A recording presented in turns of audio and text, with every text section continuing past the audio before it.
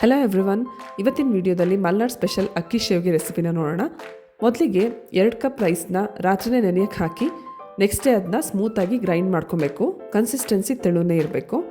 ಅದನ್ನ ಸಿಮ್ ಫ್ಲೇಮಲ್ಲಿ ಬಿಸಿಗಿಟ್ಟು ರುಚಿಗೆ ತಕ್ಕಷ್ಟು ಉಪ್ಪು ಹಾಕಿ ನಿಧಾನಕ್ಕೆ ತಿರುಗಿಸ್ತಾ ಇರಬೇಕು. ದಪ್ಪ ತಳದ ಪಾತ್ರೆ ತೊಗೊಂಡ್ರೆ ಒಳ್ಳೆಯದು. ಈ ರೀತಿ ಬ್ಯಾಟರ್ ತಿಕ್ಕಾಗ್ತಾ ಹೋದಾಗೆ ಹಿಟ್ಟು ಕೂಡ್ಕೊಳ್ತಾ ಬರುತ್ತೆ. ಕೂಡ್ಕೊಂಡಿದ್ದ ಹಿಟ್ಟನ್ನು ಮುಚ್ಚಿ ಅದು ಚೆನ್ನಾಗಿ ಅರಳೋವರೆಗೂ ಅರಳಿಸ್ಬೇಕು.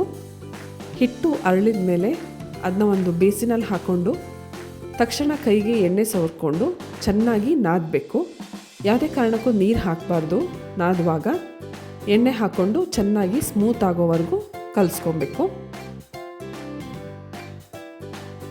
ಈ ರೀತಿ ಚೆನ್ನಾಗಿ ಮಿಕ್ಸ್ ಮಾಡ್ಕೊಂಡು ಆದಮೇಲೆ ಓವಲ್ ಶೇಪಲ್ಲಿ ಕೊಟ್ಟೆ ಕಟ್ಟಿ ಇಟ್ಕೊಬೇಕು.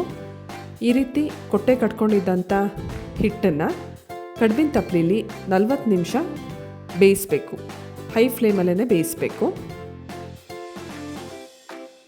ಕೊಟ್ಟೆಯೆಲ್ಲ ಬೆಂದಾದಮೇಲೆ ಚೆನ್ನಾಗಿ ಗ್ರೀಸ್ ಮಾಡಿರೋಂಥ ಶೇವಿಗೆ ಮೆಷಿನಲ್ಲಿ ಪ್ರೆಸ್ ಮಾಡಿ ಶೇವಿಗೆ ಒತ್ತಿದರೆ ರುಚಿ ರುಚಿಯಾದ ಮಲ್ನಾಡ್ ಸ್ಟೈಲ್ ಅಕ್ಕಿ ಶೇವಿಗೆ ರೆಡಿ ಆಗುತ್ತೆ.